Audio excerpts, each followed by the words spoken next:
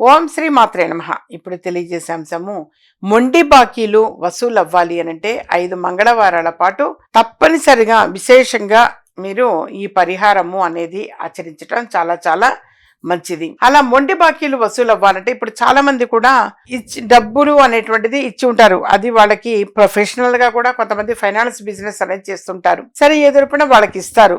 కొన్ని మొండి బాకీలు ఉంటూ ఉంటాయి, వసూలు అవ్వవు. వాళ్ళు వడ్డీ కట్టరు, అసలు ఇవ్వరు, మొండిగా ఉంటుంటారు. అలాంటి మొండి బాకీలు వసూలు అవ్వాలి అని అంటే తప్పనిసరిగా మీరు ఒక 5 మంగళవారాల పాటు ఆంజనేయ స్వామి వారికి ఈ విధంగా ఆచరించాలి. 5 మంగళవారాలు ఏం చేయాలి అని అంటే ప్రతి మంగళవారం కూడా 21 క్వాంటిటీ 21 అరటి పళ్ళు అనేది తీసుకొని వెళ్ళండి.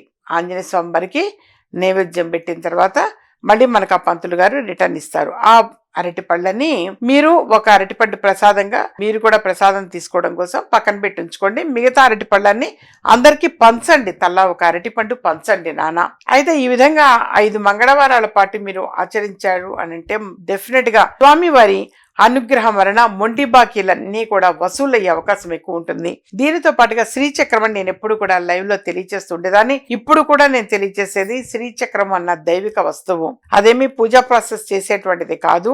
మీరు మనసులో చక్కగా ఒక సంకల్పం అనుకొని నాకు ఆ బాకీలు వసూలు అవ్వాలి అని చెప్పేసి అనుకొని బీరువా లాకరులో పొందుపరచండి. అమ్మవారి అనుగ్రహం వల్ల కొద్దిగా మీకు తిరిగి వచ్చే అవకాశము, మొండి బాకీలు వసూలయ్యే అవకాశం ఎక్కువగా ఉంటుంది.